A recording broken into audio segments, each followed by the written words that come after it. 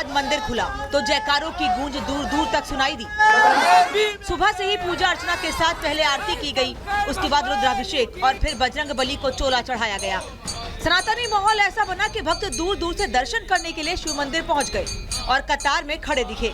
कहाँ, यही लोकल रहने वाले हैं? हाँ जी, वहाँ के हाथनगर के रहने वाले हैं। अच्छा, आपको पता था कि यहाँ पे मंदिर है? नहीं पता था साहब, ये तो प्रशासन की बहुत अच्छा काम किया प्रशासन ने। अभी पंचामृत एवं रुद्राभिषेक कराया भोलेनाथ के और सभी श्रद्धालुओं के साथ में बहुत ही अच्छा रुद्राभिषेक किया गया है और आचार्य द्वारा, आचार्य श्री वैभव शुक्ला द्वारा और आचार्य अंदर हैं एक जो बहजोई का आचार्य डीएम साहब के द्वारा रखे गए हैं। कैसा अनुभव रहा, क्योंकि 46 साल से मंदिर बंद पड़ा था? बहुत ही भावपूर्ण अनुभव है। संभल की शाही जामा मस्जिद को लेकर मामला भले ही कोर्ट में है, लेकिन इस मंदिर मस्जिद विवाद के बीच शनिवार को जब इस मंदिर को अतिक्रमण मुक्त कराया गया तो खुद बजरंग बली ने दर्शन दे दिए। देवों के देव महादेव ने परिवार समेत खुद वहां होने का प्रमाण दे दिया तो खुद सीएम योगी अतिक्रमणकारी और सनातन विरोधियों पर बरस पड़े।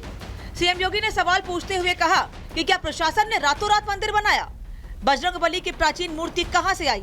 46 साल पहले मंदिर बंद किया गया था, 46 साल बाद फिर खुला मंदिर। 46 साल पहले संभल में नरसंहार हुआ, नरसंहार करने वाले दरिंदों की चर्चा क्यों नहीं? संभल के दरिंदों को सजा क्यों नहीं मिली? सीएम के साथ डिप्टी सीएम केशव प्रसाद मौर्य भी 4 दशक से बंद मंदिर को लेकर जमकर बरसे। जो 4 दशक से अधिक समय तक हनुमान जी का मंदिर, शिव जी का मंदिर बंद करके रखा गया था, एक भय का माहौल पैदा करके वहाँ से हिंदुओं को पलायन करने के लिए मजबूर किया गया था। वह खुलने के बाद जहाँ लोगों में खुशी है और विश्वास है, उत्तर प्रदेश में मंदिर हो या कोई अन्य धार्मिक स्थल हो, सार्वजनिक स्थल हो, किसी को कब्जा करके, छिपा करके और लोगों को वहाँ जाने से रोक करके, अब भय के बल पर, धमकी के बल पर डरा करके जो कब्जे किए गए थे या जो वहाँ से रहने वाले हिंदुओं को या अन्य धर्मावलंबियों को पलायन करने के लिए मजबूर किया गया था, अब वो समय समाप्त हो गया। वहीं मंदिर को अतिक्रमण मुक्त कराने से और दोबारा से संभल के शिव मंदिर में पूजा अर्चना शुरू होने को लेकर बीजेपी नेता ब्रजभूषण शरण सिंह ने प्रशासन का आभार जताया। सवाल ये, संभल में करीब 50 साल से बंद मंदिर जिला प्रशासन ने खोल दिया। बिजली चेकिंग के दौरान प्रशासन ने यहाँ मंदिर दिखा, अब वहाँ पूजा पाठ शुरू हो चुकी है। चलिए, प्रशासन को धन्यवाद है, कम से कम एक अच्छा काम किए। हालांकि संभल से सांसद जियाउर रहमान बर्क के पिता ममलुकुर रहमान बर्क अब भी दावा कर रहे हैं मंदिर पर कोई अतिक्रमण नहीं था, लोग अपनी मर्जी से पलायन कर गए थे। ये मंदिर निकला है तो मंदिर में कोई आप देखेंगे अतिक्रमण नहीं है। जिस पोजीशन में लोग वहां छोड़कर गए थे उसी पोजीशन में आज भी मौजूद है और यही बयान जो है ये वहां के पुजारी ने दिया है कि इसकी चाबी मेरे पास रहती है। और वो जो लोग वहां से गए हैं तो वो अपनी मर्जी से गए हैं, किसी ने उन्हें मजबूर नहीं किया, कि ना किसी ने ये कहा कि ये धमकी दी हो, कोई ये उन पर अत्याचार किया हो। हालांकि सवाल है कि जब हिंदू अपनी मर्जी से पलायन करके गए, मंदिर पर कोई अतिक्रमण नहीं किया गया, तो मंदिर को दीवारों से छिपाने की कोशिश क्यों की गई? क्यों मंदिर के बाहर मौजूद कुएं को पाट दिया गया? और जो तस्वीरें अब सामने आ रही हैं, वो किस ओर इशारा कर रही हैं?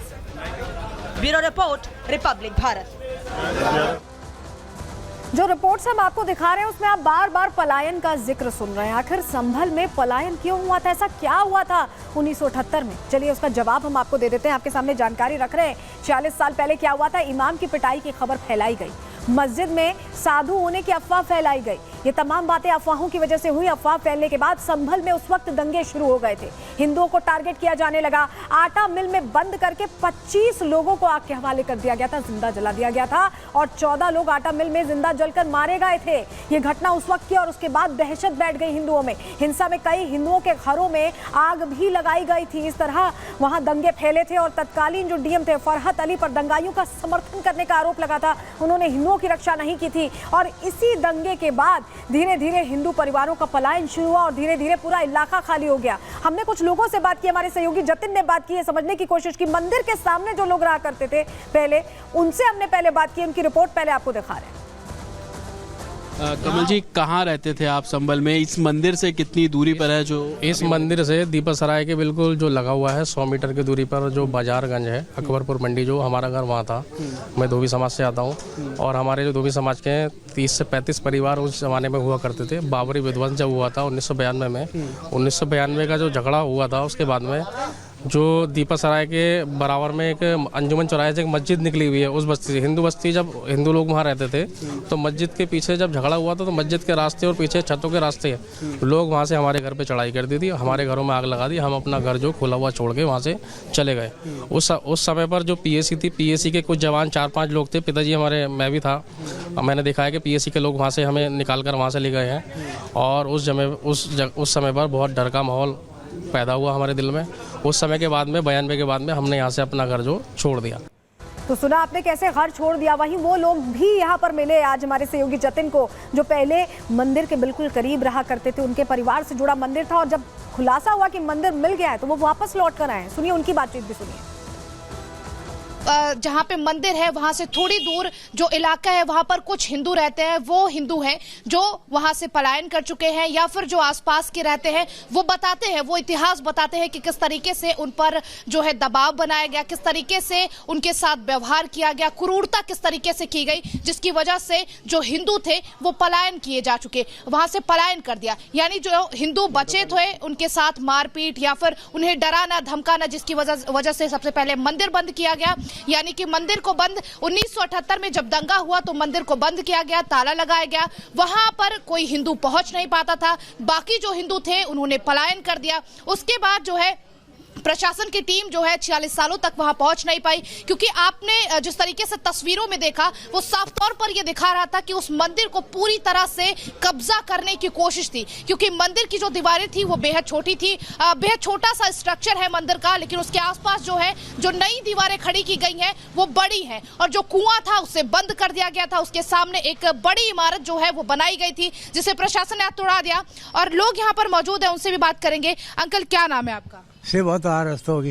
ये जो रस्तोगी जी, ये जो मंदिर अभी निकला है, क्या लगता है, क्योंकि आप जानते हैं, आप यहाँ पर रहे हैं, कितने साल पुराना मंदिर होगा ये 400-500 साल से ज्यादा पुराना है। हिंदू वहाँ पर पूजा करने क्यों नहीं जाते थे? वहाँ सब जब झगड़ा हुआ तो वहाँ से सब प्लान कर गए। तो देखिए पलायन की कहानी वहां रह रहे बुजुर्ग भी सुना रहे हैं, बता रहे हैं कि कैसा वो दौर था। और इसको लेकर अब शिव मंदिर सामने आने के बाद कहीं ना कहीं हरिहर मंदिर होने का दावा और मजबूत होता दिखाई दे रहा है हिंदू पक्ष की ओर। यहाँ प्रहार में रुक रहे छोटे से ब्रेक ले, ब्रेक के बाद आपको बताएंगे अतुल सुभाष मामले में क्या कार्रवाई हुई। बने रहिए हमारे साथ।